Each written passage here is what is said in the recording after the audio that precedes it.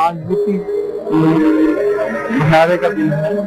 UP के साथ संगति में यूपी की साथ संगति में मेरे को बहुत ही सुंदरता से फिल्म से सजाया हुआ है। ध्यान दल से जरूर करा जाता है।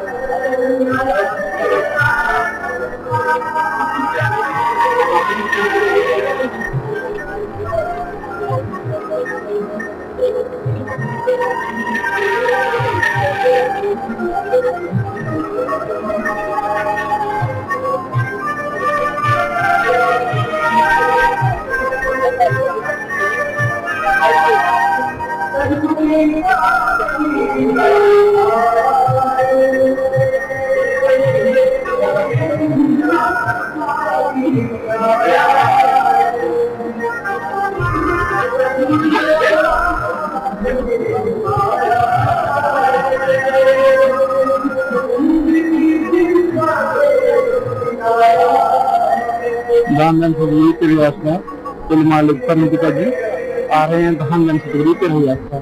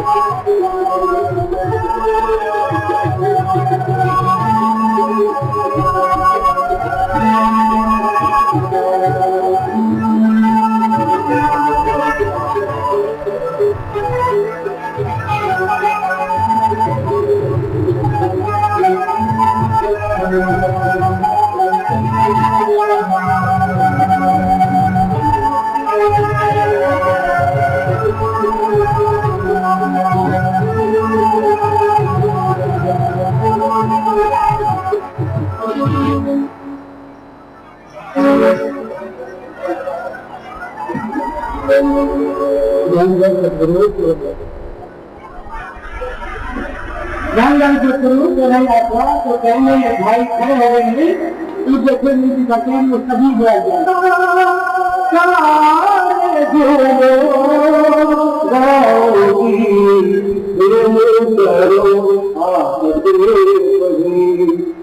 कभी कभी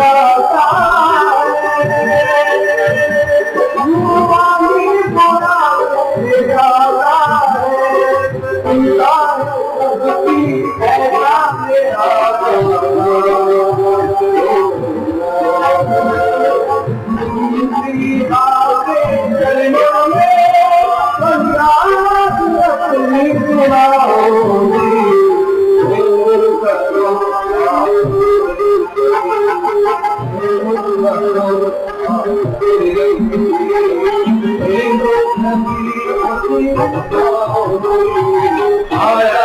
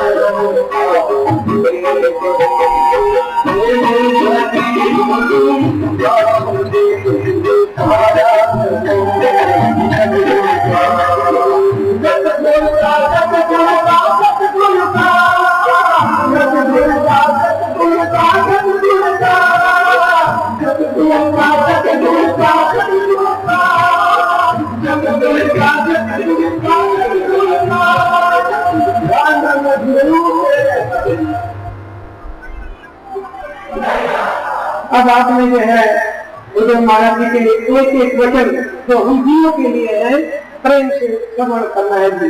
धन धन सदगुरु पहले तो ये इधर वीडियो जो है बैठ जाओ भैया, बैठ जाओ ना बेटा। ये बात कोई हुई ना, कई प्रबंधकों से बात हुई कि भाई रास्ता ऊपर से उठाए तो बढ़िया रहेगा। मैंने लगे नहीं पिताजी इतना घूम के आएंगे सीधे ही रहे, तो सीधे वाला बंद हो गया, आप ऊपर से फिर कर दिया वही सीधे आगे पहले का। हाँ जी, प्यारी का संगीत सबसे पहले जो भी यहाँ पे आए हुए हैं, बहुत दूर दूर से संगत करके आई है, बड़ा समय निकाला है। कई बार परेशानियां भी आती है रास्ते में, सबका मुकाबला करते हुए बेपरवाह जी के जन्म दिहाड़े पे आप यहाँ पे आए हैं। तो सबसे पहले आप सबका यहाँ आने का बहुत बहुत स्वागत करते हैं, धन्यवाद करते हैं जी आए हैं। बाकी जैसा कि आप सुन रहे हैं रोज से लगातार बेपरवाह परम पिता शांत नाम सिंह जी के जन्म दिवस के ऊपर परम पिता जी के जन्म दिहाड़े के ऊपर शब्दवाणी हो रही है। सो सारी शासन को परम पिता जी के जन्म दिहाड़े की लग लग बधाई मुबारकबाद। बाकी उसी को मद्देनजर रखते हुए आज जो आपकी सेवा में भजन बोला जाएगा जिसपे सत्संग होना है, उससे पहले फिर एक बार विनती करते हैं भाई ये बीवियां जो शोर कर रही है आराम से बैठ जाए, यहाँ भी जगह है, वहीं बैठोगे तो बहुत अच्छा है, आगे तो जगह नहीं है, आने नहीं देंगे आपको, इसलिए यहाँ भी जगह है वहां बैठ जाए। सत्संग का असर सब जगह एक जैसा होता है, ये नहीं होता कि आगे वाले कुछ ज्यादा ले जाएंगे पीछे वाले कम रह जाएंगे। सत्संग का असर सब पे एक जैसा होता है। हाँ, उन पे ज्यादा होता है जो अमल करते हैं, जो अमल कम करते हैं उन पे कम होता है, इतना फर्क है। और अमल चाहे लाखों किलोमीटर दूर बैठा करे वो भी इतनी खुशियां मान सकता है, तो आपको उससे नजदीक है, इसलिए ये आगे आने का प्रयास ना करें, तो जहां भी जगह है वहां बैठ जाएं। हाँ जी, तो आपकी सेवा में जो भजन बोला जा रहा है जिसके सत्संग होना है वो है आया आया आया जन्म दिहाड़ा आया, माँ जनवरी में मालिक ने आके दर्श दिखाया आया है। इस महीने का खासतौर पे सत्संगी को ख्याल रहता है, इंतजार रहता है। वजह क्या है? क्योंकि इस महीने की कदर और कीमत बहुत बढ़ चुकी है। उसकी वजह है कि परम पिता बेपरवाह कुल मालिक शाह सतनाम सिंह जी महाराज ने इस महीने में अवतार लिया और ऐसी शिक्षा दी, ऐसा प्यार दिया, ऐसी कशिश पाई कि उस कशिश को कोई और चीज नहीं दे सकती। जिसको भी प्यार मिला या मिलता है, मिलता रहेगा, उसको यही लगता है कि सबसे ज्यादा प्यार परम पिताजी मुझे करते हैं, और ऐसा लगता हर एक को है, लेकिन अंदर ही अंदर उस बात को दबाए रखते। कोई मौका मिलता है उस खुशी को बाहर लाने का, बताने का इस जनवरी के महीने में। तो अपनी अपनी भावना, अपने अपने ख्यालों के अनुसार हर कोई इस खुशी में अपने आप को रंगना चाहता है और रंग रहा है। तो वही दिन, वही महीना, जन्म माह जिसमें बेपरवाह जी ने जन्म लिया, अवतार लिया, वो जनवरी महीना ये आया है।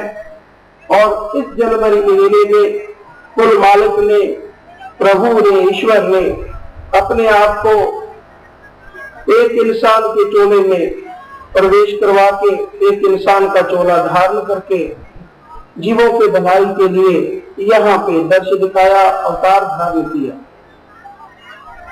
वो जीव जिनको पहले ये नहीं पता था कि प्रभु परमात्मा मालिक कैसा है, वो जीव जो परमात्मा को पाने के लिए पैसों का, अकल का, दान का हर तरह से उपयोग करता था कि मुझे प्रभु मिल जाए, मैं इतना पैसा लगाऊंगा, इतना कुछ खाने पीने का रुकाऊंगा। लेकिन जब परम पिता जी आए, अवतार लिया, उन्होंने समझाया कि भाई लगाना है तो अपनी बुराइयों को लगाओ, उन्हें खर्च कर डालो, अपने पास में मत रखो। लगाना है कुछ तो अपने बुरे विचारों को लगा दो ताकि वो आपके पास ना रहे। उनके बदले में आप घर बैठ के अपने बाल बच्चों में रहते हुए प्रभु का सिमरन करो, तो वो प्रभु, वो परमात्मा बिना किसी परेशानी के, बिना कोई तकलीफ उठाए आपको आपके अपने अंदर से दर्शन देगा। तो इस बारे में कि बेपरवाह जी ने इस महीने में जन्म लिया, मालिक कैसे आते हैं, किस तरह आते हैं, महापुरुषों ने अपने उदाहरण में बताया है। धन धन सतगुरु तेरा ही आज्ञा, गुरु सचखंड से मालिक का हुक्म पाकर जीवों को वापस बुलाने के लिए आते हैं। वो तन मन के बंधनों में नहीं होते। हमारी रूह मालिक की अंश है, ये उस भंडार से तन मन के पिंजरे में आकर कैद हो गई है। हाँ जी, बताया है कि मालिक जो आता है वो देहधारी तो है, तन के पिंजरे में ऐसा लगता है देखने से कि शायद वो कैद है, लेकिन ऐसा होता नहीं। परमात्मा जो है अपनी इच्छा अनुसार इस धरती पे आता है, समझाने के लिए संत महापुरुषों को भेजता है बताने के लिए। लेकिन वो ऐसा नहीं होता कि काल के चक्कर में फंसा हुआ होता है। मालिक आता है तो अपनी इच्छा अनुसार, और ये नहीं होता कि वो काल के दायरे में फंसा हुआ है। ये नहीं होता कि मालिक जैसे आम आत्मा एक शरीर को छोड़ के दूसरे में चली जाती है, उसको छोड़ के उससे अगले में, अगर प्रभु की बंदगी ना करे। मालिक के साथ ऐसा नहीं, वो तो अपनी मर्जी का मालिक है। जब रूहों की तड़प होती है, रूहों की पुकार होती है, तो मालिक ये देह धारण करके अवतार लेता है, संत महात्माओं को भेजता है।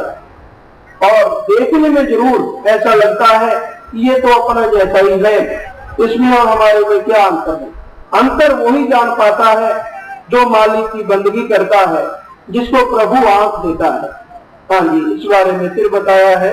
हमारी रूह मालिक की अंश है, ये उस भंडार से तन मन के पिंजरे में आकर कैद हो गई है। संत जन निज घर से जो रूह का सच्चा घर है आते हैं, जहाँ जो रूहों को मालिक से जा मिलाएं। मालिक जिसके हुक्म में जीव दुनिया के अंदर आए, आप भी जीवों को वापस बुलाने के लिए संत सतगुरु रूप धार कर आता है और कहता है, तू तीनों गुणों से पार सहज के घर में वापिस आ जा। जिन्हें तुम भेजे तिन्हीं बुलाए, सुख सहज से घर आओ। हाँ जी, महापुरुषों ने अपनी वाणी में बताया है कि जिसने आपको यहाँ पे भेजा है वही आपको बुला रहा है, वही आपको अपने में मिलाने का संदेश दे रहा है। ये आप पे निर्भर है कि आप उसके बुलावे को, उसके संदेश को पकड़ते हो या नहीं, क्योंकि मालिक ने, परमात्मा ने ही आपको खुद मुख्तियारी दी है, सोचने समझने की शक्ति दी है कि आप अपना अच्छा अपना बुरा स्वयं सोच सकते हैं, अपना अच्छा बुरा नया आप बना सकते हैं। उसकी कुछ सीमा है, अवधि है, दायरा है, उससे बाहर कोई इंसान नहीं जा सकता। तो भाई मालिक तो कहता है कि भाई जिसने तुझे बनाया है, जिसकी तू अंश है, वो तुझे बुला रहा है और मालिक ये संदेश आम जीवों में देता है। ये जीव पे निर्भर है कि वो मालिक को किस रूप से देखता है, उसको किस रूप से पहचानता है। तो यही कहा है कि भाई मालिक ने, परमात्मा ने हम सब जीवों के लिए, रूहों के लिए इस जनवरी माह में अवतार धारण किया। परम पिता शास्त्र नाम सिंह जी ने इस महीने में, इस जनवरी में चोला धारण किया, रूहों को आजाद करने के लिए, रूहों को समझाने के लिए।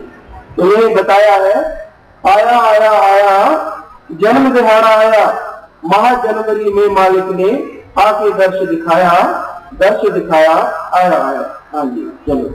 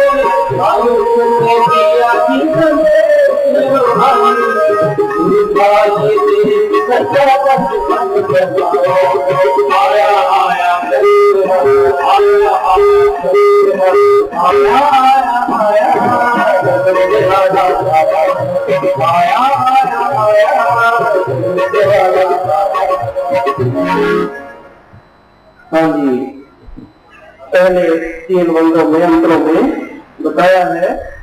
रूहों की तरफ ने जाल को रिझाया, देश के तरफ जी शताब्दी चला आया। बन के मलाह जी हैं आप चलाए, आदमी का चोला पाके हमें समझाया। रूहों की तरफ कब बनती है? जब तार चारों तरफ से अपना जाल कसता चला जाता है, जब अंधविश्वास का जोर हो जाता है, जब प्रभु के नाम पे इन रूहों को, इंसान को लूटा जाता है, जब हाथ को हाथ खाने लगता है, जब चारों तरफ अंधेरा ही अंधेरा नजर आता है, जब प्रभु के असली मार्ग के बारे में कोई सही तरीके से बता नहीं पाता, जब आत्मा प्रभु की याद में बुरी तरह से तड़पती है, जब आत्मा तड़पती हुई प्रभु को बुलाती है, तो वो प्रभु, वो मालिक, वो दयालुता का समुंदर, वो प्रभु फिर इंसान के चोले में समझाने के लिए, अपनी रूहों को वापस ले जाने के लिए इस दुनिया में आता है। जैसे उदाहरण में आता है कि एक बार पीटर जो रूस का बादशाह था, तो उसके देश से कुछ लोगों को उसने देश निकाला दे दिया, अपने मुल्क से बाहर भेज दिया। वो लोग जहाजरानी का काम करने के लिए दूसरे मुल्क में चले गए, हॉलैंड में चले गए, वहां जाके काम करने लग गए। लेकिन वो राजा थोड़ा दयालु था, एक बार तो वो फैसला कर चुका, लेकिन फिर उसने सोचा कि ये अच्छा नहीं किया है, वो हमारे देश के वासी है, वो हमारे अपने हैं, क्यों ना उन्हें वापस लाया जाए। वो बेचारे वहां गरीबी में जिंदगी व्यतीत कर रहे हैं, वो वहां पे तड़प रहे हैं। ये सोच के उस राजा ने अपना भेष मजदूरों की तरह बना लिया और जहाजरानी का काम करता हुआ हॉलैंड में, जहां पे उसके वो मजदूर थे, वो आदमी थे, वो निवासी थे, उनके पास चला गया और साथ में काम करने लग गया। तो उनका आपस में बोलचाल हो गया, बात चली कि आप कहां से आए हैं, तो उसने बताया मैं भी रूस से आया हूं, वहां का राजा जो है वो मेरा जानने वाला है। तो वो कहने लगे हम भी रूस से आए हैं, लेकिन हमें तो देश से निकाल दिया गया। तो वो कहने लगा, राजा तो खुद था लेकिन मजदूर बना हुआ, कहने लगा जी अगर आप मेरे साथ चलो तो हो सकता है मैं आपको राजा से क्षमा करवा दूं। वो कहने लगे जी ये तो अब सोचने की बात है, समय लगेगा। लेकिन वो राजा बार बार यही कहता कि हो सकता है राजा क्षमा कर दे, और फिर यहां तक भी कह दिया कि मैं राजा से जरूर क्षमा करवा दूंगा, मैं बिल्कुल आपकी जिम्मेवारी लेता हूं। तो जब ये बात कही तो बहुत से लोग, बहुत से मजदूर अपने देश को जाने के लिए तैयार हो गए और कईयों ने बात नहीं सुनी, यकीन नहीं किया, वो वहीं रह गए। जिन्होंने बात सुनी जो उनके साथ चल पड़े। जैसे ही वो अपने मुल्क में राजा पहुंचा तो जो भी कोई देखे उसे सलाम करे। जो बड़ा ऑफिसर, जो कि वैसे तो भेष बदलाया हुआ था, लेकिन उनको तो पता था कि हमारा राजा है, ये भेष बदल के गया है, तो हर कोई उन्हें सलाम करे। जब ये देखा तो जो मजदूर साथ थे उनके हौसले बुलंद हुए, उनका अंदर से कुछ ख्याल और बढ़ गया कि वाकई इसकी जान पहचान राजा के साथ होगी। जो भी कोई बड़ा ऑफिसर है, नौकर है राजा का, वो इससे सलाम करता है, नमस्कार करता है, अवश्य कोई ना कोई इसकी राजा तक पहुंच है। जैसे जैसे वो बादशाह अपनी राजधानी के नजदीक पहुंचा, वैसे वैसे सलाम वालों की, नमस्कार वालों की तादाद भी बढ़ती गई। फिर वो राजमहल में पहुंच गया, वहां पे जो भी वजीर, जो भी बाकी बैठे हुए थे, सब खड़े होकर उसका सत्कार करने लगे। ये देख के थोड़ा बहुत डर जो उन आदमियों के अंदर, उन मजदूरों के अंदर, देश निकाले वालों के अंदर था, वो भी जाता रहा कि जब सभी इस पर खड़ा होकर सत्कार करते, जरूर इसकी राजा तक जबरदस्त पहुंच, राजा का वाकई दोस्त है। अभी भी उन्हें पता नहीं चला कि ये कौन है। तो इतने में राजा कहने लगा आप यहां बैठो, फिर आपको दरबार में बुलाते हैं। वहां पे, यहाँ पे दरबार लगाया जाता है। राजा अंदर चला गया, कपड़े भेष वो था बदला और अपने वो राजा वाले कपड़े पहन के सिंहासन पे जाके बैठ गया। और जैसे ही मजदूरों ने वहां प्रवेश किया और देखा कि सिंहासन पे तो वही बैठा हुआ है जो हमें लेके आया है, ये तो हमारा राजा है। ये देख के उन्हें बड़ा आश्चर्य भी हुआ और उनकी आंखों से प्रेम पूर्वक अश्रु भी बहने लगे, आंसू भी बहने लगे। तो ऐसा ही मालिक समझाता है, हमें बताता है अपने देश के बारे में, अपने निज मुकाम के बारे में। जो यकीन कर लेते हैं, विश्वास कर लेते हैं, तो उन्हें वो मालिक अपने उसी रूप में अंदर से नजर आने लगता है। जो यकीन नहीं करते, एतवार नहीं करते, वो भटकते थे, भटकते हैं, भटकते रहेंगे। जो एतवार कर लेता है उसे ना कोई दुख मिलेगा और ना ही आगे आएगा।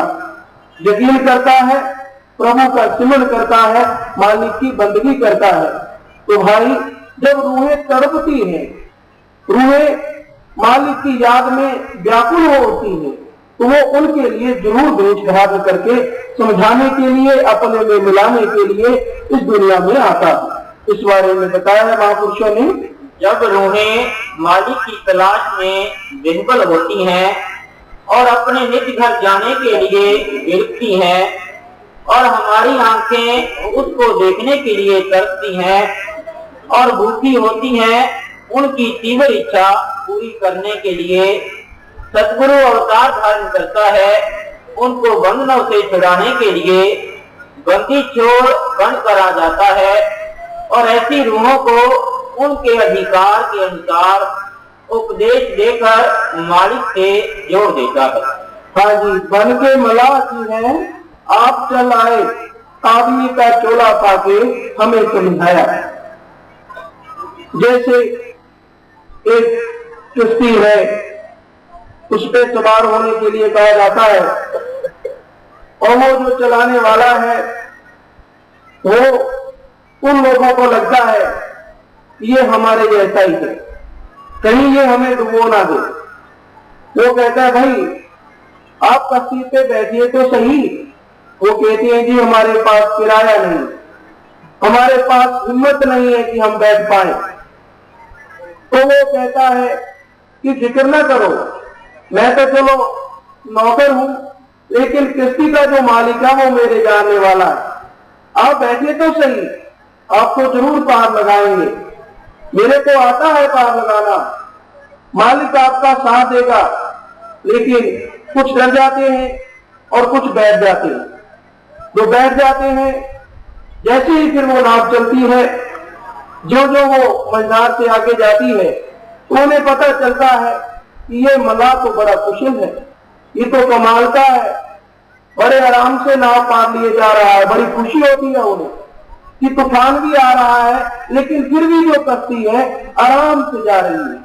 कमाल का है ये तो जानकर। आगे जाते हैं, सोचते हैं किराया देंगे, लेकिन जब वहां पहुंचते हैं तो देखते हैं कि ये तो कश्ती भी उसकी है और जहां जाना था ये मंजिल भी उसी की है, सब कुछ ही उसका है। तो उसी तरह से महाराज बेपरवाह जी ने, परम पिता जी ने समझाया कि भाई आप मालिक की बंदगी करो, नाम लो, संसार रूपी भव से पार हो जाओगे। कई डर गए कि पता नहीं क्या होगा, नाम से पता नहीं हम जगड़ जाएंगे, पता नहीं क्या हालत होगी।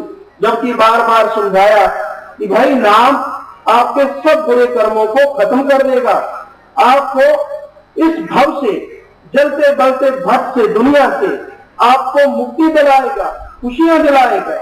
तो जिन्होंने यकीन किया, यही सोचते हुए कर लिया कि चलो महापुरुष लगते हैं, सही बता रहे हैं, अपने चल के देखते हैं। जिन्होंने एक बार उस कश्ती में कदम रख दिया, अपने सतगुरु को धारण कर लिया, उन्हें पता चला कि इसमें तो आनंद ही अलग तरह का है, इसमें तो खुशियां ही अलग तरह की है। जो जो जीवन बीता, जो जो उन्होंने बंदगी की, पहले सोचा मालिक मिलेगा, पता नहीं कैसा रूप होगा, कैसा नजर आएगा, लेकिन जो जो बंदगी की, पता चला कि ये कश्ती यानी सब कुछ उसी मालिक का है और समझाने वाला भी वही हमारा प्रभु है।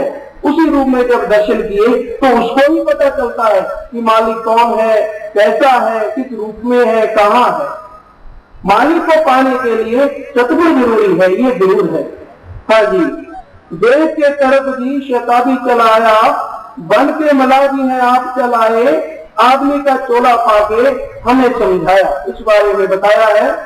ये हस्तियां परोपकार की खातर दुनिया में हमारी भलाई के लिए आया करती हैं। वो अपने अलौकिक आनंद को छोड़कर मातलोक में आती हैं, जहाँ जो माया और काल के महा अंधकार और जाल से जीवों को निकाल कर ले जाएं, वो हमारी तरह मल मूत्र वाला शरीर धारण करती हैं और इस मातलोक में हमारी तरह विचरती हैं। वो जन्म मरण की कैद से आजाद अजर अमर हस्तियां होती हैं। उनकी जिंदगी का मंतव हमें जिया जान देकर आत्मक मंडलों से पार मालिक से मिलाने का होता है। जन्म मरण देहु में नहीं, जन पर उपकारी आए, जिया दान दे भक्ति लाइन, हर चूलन मिलाए। हाँ जी, अगले अंतरे में बताया है, जलाल आने में दाता चरण टिकाए, माता आस कौर जी ने लाग लगाए, पिता ब्रह्म सिंह जी हैं नूर को निहारे, रूहों ने मिलकर मंगल गाया। जलाल आना जो कि हरियाणा में सिरसा के नजदीकी गांव पड़ता है, हर कोई उसे जानता है, हर सत्संगी के लिए वो श्रद्धा का केंद्र है।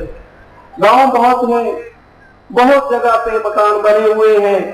क्या ये श्रद्धा, क्या ये नमस्कार उन मकानों के लिए है? क्या बार बार सत्संग में एक गांव का नाम आ जाना अच्छी सफाई या अच्छे लोगों की वजह से है? नहीं, वो नाम इसलिए आता है कि उस नाम से मालिक के, परमात्मा के संस्कार जुड़े होते हैं। वहां पे सतगुरु बेपरवा मालिक परम पिता जी ने अवतार लिया, इसलिए उस गांव की शोभा सबसे अलग हो गई, सबसे बढ़कर हो गई। जलाल, नूर, प्रकाश और आना कि उस नूर का ऐसे गांव में ही आना जिसका नाम उस नूर से ही बना हुआ हो, जलाल आना। तो भाई, जलाल आने में दाता चरण टिकाए, माता कौर जी ने लाड लगाए। बेपरवाह जी ने जब जन्म लिया उससे पहले माता जी के यहाँ बहुत समय से कोई औलाद नहीं थी। बड़े धार्मिक विचारों के ख्याल करते कि हमारे भी लड़का होना चाहिए, विचार करते, जो कि हर इंसान की दुनियादारी की अपने समाज के अनुसार इच्छा होती ही होती है। बहुत बड़ा घराना हो, किसी चीज की कमी ना हो, तो ये कमी फिर लगने लगती है। तो वो मालिक से जिस तरीके से उनका ख्याल था, जिस तरीके से मालिक को याद करते जरूर, दान देना, आए गरीब की मदद करना, हर तरह से धार्मिक भावना रखना। तो इससे अंदाजा तो ये भी वर्णन नहीं किया जा सकता उन माता का भी जिनकी कोख में मालिक ने जन्म लिया हो, कैसे वर्णन किया जाए। तो ये ख्याल होता कि हमारे भी औलाद हो। और जब बेपरवाह जी ने जन्म लिया बहुत समय के बाद, तो बड़ी चाहत तो पहले ही थी। और फिर जब मालिक का नूर देखा, उस बच्चे को देखा जिसके चेहरे से नूरानी जलाल चल रहा था, ऐसा नूर कि जिसे निहारे तो निहारते ही रहे। बताते हैं उस समय में जब परम पिता जी छोटे बच्चे के रूप में थे, बचपन में, तो पालने में बैठे या चारपाई पे लेटे होते, तो उनके वहां पे पानी डालने के लिए, जैसे वहां चोर कहते हैं, इधर शायद उन्हें कहते हैं, क्या कहते हैं, जो पानी घरों में देते हैं, पता है किसी को? धार हाँ, वो आया करते थे। आप समझी गए, बस बप्पा समझाने की थी। तो वो पानी डालने के लिए आया करते, तो वो पानी वगैरह डालने के बाद एक तक बेपरवाह जी के चेहरे की तरफ देखने लगते, देखते तो देखते ही रहते। तो जब माता जी ने कुछ दिनों के बाद देखा कि ये तो भाई एक तक ही लगा के देखता है, बात क्या है? तो आम ये बात होती है या कुछ जैसे अब लिया जा रहा है ना, ये घटना ऐसा बननी थी, मालिक को मंजूर था इसलिए। और अगर वैसे देखा जाए तो आमतौर पर बीवियों को ये वहम हो ही जाता है कि कोई हमारे बच्चे को नजर न लगा दे, और बच्चा भी जिसपे नूर ही नूर झलक रहा हो। तो माता जी कहने लगे, भाई तू इसे एक तक क्यों देखता है? जब भी आता है इसे एक तक देखता ही रहता है। तो कहीं नजर ना लगा देना हमारे बच्चे को, हमारे लाल को। जब ये बात सुनी तो वो कहने लगा, माता मैं आपके बच्चे को निहारता हूँ कोई बुरी भावना से नहीं, मुझे इनको निहारने में जो आनंद मिलता है और कहीं से नहीं मिलता, ऐसी खुशी मिलती है इनमें से मुझे प्रभु के मालिक के दर्शन होते हैं। वो जिस मालिक को मानता था उसका नाम लेके कहने लगा, मुझे बिल्कुल साक्षात वो परमात्मा, वो रब नजर आते हैं। तो जब ये बात सुनी तो माता गदगद हो उठी, खुशी से आंखों में से आंसू बहने लगे। और ऐसी खुशी, ऐसा मौका संस्कारी रूहों को ही मिल सकता है। इस मौके के लिए तो हर रूहें, क्या जन्नत के, क्या देवी देव, क्या हर कोई उस मौके को निहारना चाहता है। लेकिन जिसको जो मिलता है, जिसको वो मौका अवसर प्राप्त होता है, वो रूहें, वो संस्कारी होती हैं। मालिक से पता नहीं कितना जबरदस्त उनका संबंध होता है। तो कहने का मतलब वही शब्द के अनुसार माता कौर जी ने नाद लगाए, पिता बलराम सिंह जी ने नूर को निहारे कि माता पिता ने बड़ा लाभ लगाया और अपने नूर को, उस बच्चे को जो नूरे जलाल बनने वाला था, सबको नूर देने वाला था, नूर चलाने वाला था, बड़े ही प्यार से, बड़े ही प्रेम से देखा, बड़ा ही पालन पोषण किया, बड़े ही अच्छे ढंग से, जैसा उनका ख्याल था, जैसे उनके विचार थे। इस बारे में बताया है मालिक के बारे में। मौलवी रूम साहब फरमाते हैं कि पीर के अंदर रब का नूर झलकता है। हम उसकी ज़ाहिरी इंसानी शक्ल को देखते हैं, इसलिए हम ये नहीं जान सकते कि वो अंदर से रब होता है। देखने में वो इंसानी सूरत रखता है, पर वो रब होता है। हाँ जी, पिता बलराम सिंह जी ने नूर को निहारे, रूहों ने मिलकर मंगल गाया और रूहों ने मंगल गाया। बात सुनने में लगता है अजीब सी है कि रूहों को कैसे पता चला कि परमात्मा आ गया है।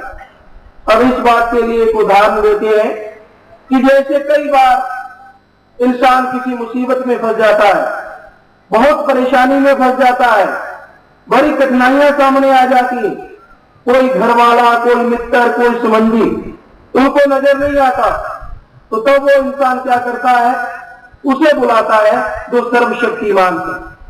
उसे या तो वो प्रभु कहेगा, या राम, या अल्लाह, गौर, खुदा, मालिक, भगवान, वाहिगुरु, ओम, जैसा कोई नाम लेता है, यानी परमात्मा को बुलाता है कि हे प्रभु तू आ और हमारी इन परेशानियों को दूर कर।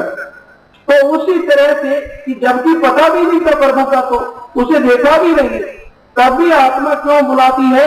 क्योंकि आत्मा को पता है कि हर मुसीबत से बचाने वाली और सबसे बड़ी कोई शक्ति है, तो वो है परमात्मा। तो वो शक्ति जब मालिक इस धरती पे आता है तो रूहों के अंदर उस दिन, उस समय में एक अजीब तरह की शांति, एक अजीब तरह का सुकून मिलता है। ऐसी खुशी, ऐसा नशा उस समय एक झटके के रूप में मिलता है जो पहले कभी ना मिला हो। हर रूह को, चाहे वो कितनी भी सफेद है या कितनी भी काली है, कितनी भी अच्छी है चाहे कितने भी बुरे कर्मों से जकड़ी हुई है, हर एक को उस दिन ऐसा एहसास अवश्य होता है, जरूर होता है।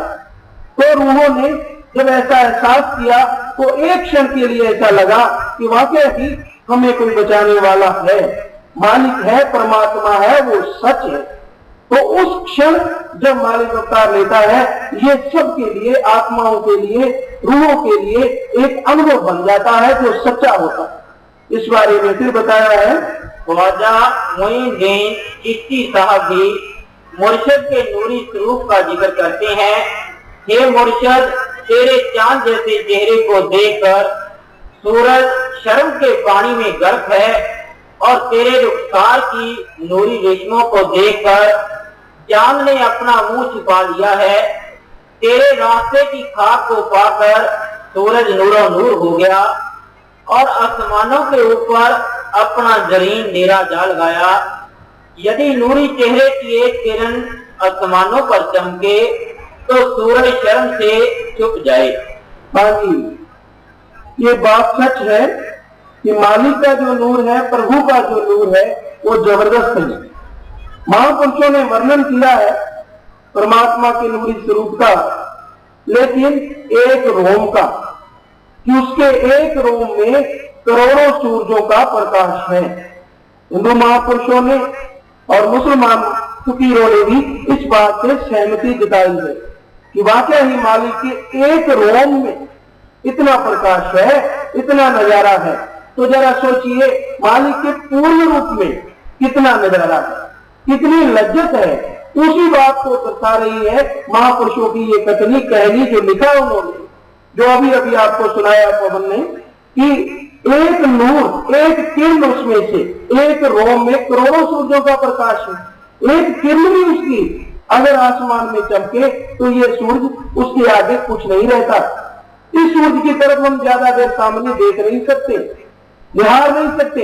हठ योगी हो तो वो कुछ समय के लिए इसे देख सकता है, लेकिन मालिक का जो नूर है, जिसमें इतना जबरदस्त प्रकाश है, उसे इंसान अपनी इन्हीं आंखों के द्वारा जब सिमरन का, उसको बुलाने का, मालिक की बंदगी का सुरमा डाल देता है, तो इन्हीं आंखों से वो नूर नजर आने लगता है। इतना नूर है, इतना आनंद है, इतनी शांति है, इतनी लज्जत और स्वाद है मालिक के नूर को, इतनी ठंडक है।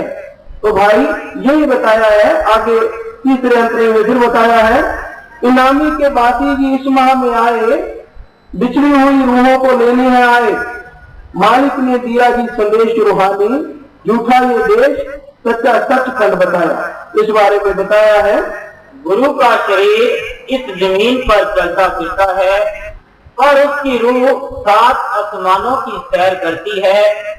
ऊपर से तो वो इंसान है, पर अंदर से वो रब बोलता है।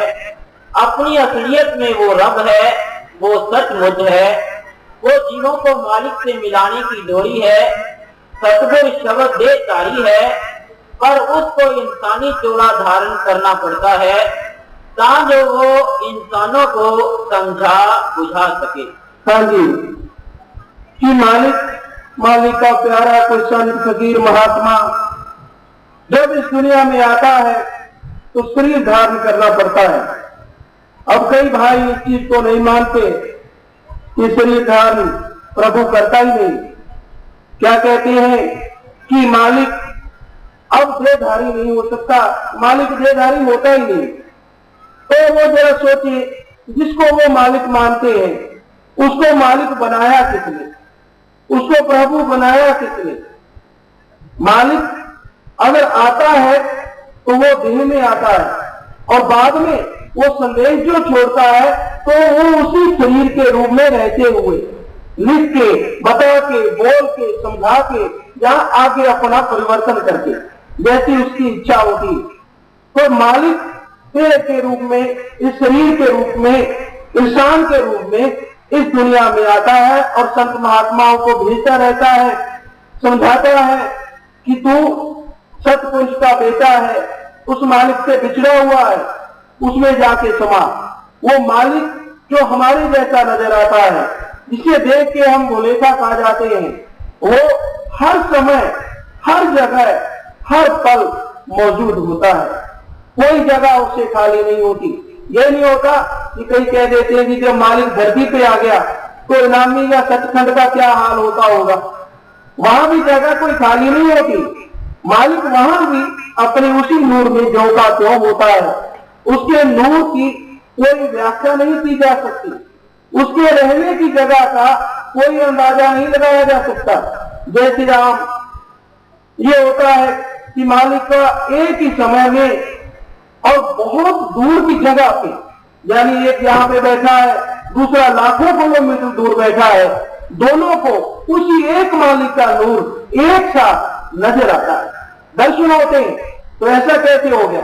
और मालिक जिसे वो मानता है वो कहीं और बैठा है। ऐसा क्यों हुआ? क्यों? क्योंकि मालिक का जो रूप है, मालिक का जो असली चीज है, परमात्मा है, जो वो शरीर में कैद नहीं होता, धारण करता है उसे अपनी इच्छा अनुसार, ताकि उसे देखने वाले अपने जैसा ही समझ के उसके बताए हुए मार्ग पे चल सके। और उसके जो मालिक का जो अपना ख्याल होता है, नूर होता है, वो हर समय, हर पल, हर जगह विचरण करता रहता है। कोई जगह ऐसी नहीं होती जहां वो कभी भी किसी भी समय ना हो। हर जगह, हर समय, हर पल वो मौजूद होता है। पर ये बात बहुत आगे की है, जो नया है उसके पल्ले नहीं पड़ेगी, लेकिन जो बंदगी करता है, सदगुरु पे यकीन रखता है, उसकी समझ में आता है कि ये बात कहां पहुंचती है, इसका मतलब क्या है। तो यही बताया है, मालिक ने दिया ये संदेश रूहानी, झूठा ये देश, सच्चा सचखंड बताया कि भाई आप जो संसार में रह रहे हैं, जिसे आप अपना वास्तविक असली देश समझ रहे हैं, ये संसार, ये जहान आपका अपना नहीं है। एक समय ऐसा आता है कि इस जहान को छोड़ के हर किसी को यहां से जाना पड़ता है। जो कुछ भी इंसान बनाता है, जो कुछ भी इकट्ठा करता है, जिसके लिए सारी उम्र लगा देता है, उसमें से कोई एक भी चीज ऐसी नहीं जिसे ये मौत के बाद अपने साथ ले जा सके। ये संसार जिसमें इंसान खो के, जिसके पदार्थों के लिए ऐसे ऐसे अत्याचार, बुरे कर्म करता है कि जिसके लिए इसे बाद में तड़पना भी पड़ता है और जिसके लिए इसे बाद में भुगतना भी पड़ता है, ये लगा रहता है उन धंधों में, उन ख्यालों में, उन विचारों में। तो यही बेपरवाह परम पिता शाह सतनाम सिंह जी महाराज ने समझाया कि भाई ये जो देश है ये झूठा है, सच्चा देश जो आपका है, यहाँ पे सिर्फ आत्मा जा सकती है। यहाँ देखने के लिए अगर आत्मा किसी शरीर में आ सकती है तो वो शरीर है इंसान का। इसमें अगर आत्मा प्रभु को याद करे, उसकी बंदगी करे, उसका नाम जपे, तो आत्मा को इंसान के शरीर में रहते हुए भी सचखंड का नजारा मिलने लग जाता है। सचखंड की खुशियां वो आत्मा मान सकती है। तो ये बात बेपरवाह परम पिताजी ने हमें समझाई कि आत्मा का जो मोक्ष के बाद, मुक्ति के बाद जहां पे आत्मा ने जाना है, या यूं कह लीजिए यहां से आत्मा बिछुड़ के आई है इनामी देश, वहां पे जाना ही आत्मा का सच्चा जाना है। उसके लिए ही कुछ कमाना आत्मा का सच्चा कमाना है। वो कमाना, वो धन, वो दौलत है राम नाम की भक्ति, प्रभु की याद, जो बिना पाखंड के, बिना दिखावे के, बिना धर्म जात छोड़े हुए इंसान कर सकता है। जैसी मर्जी भाषा बोलिए, जैसे मर्जी धर्म को मानिए, जैसे मर्जी कपड़े पहनिए, बस क्या करना है, अपने प्रभु को, अपने रब को, अपने अल्लाह को, अपने वाहिगुरु को, अपने गॉड को याद करना है। धर्म को जिसको मर्जी मानिए, धर्म नहीं छोड़ना, अपने धर्म में रहिए, पर करना ये जरूरी है कि परमात्मा को याद कीजिए ताकि आपकी आत्मा अपने निज मुकाम में पहुंच सके। तो यही बताया, मालिक ने दिया ये संदेश रूहानी, झूठा ये देश, सच्चा सचखंड बताया। आया आया जन्म दिहाड़ा, माँ जनवरी मालिक ने आके दर्श दिखाया, दर्श दिखाया, आया आया आया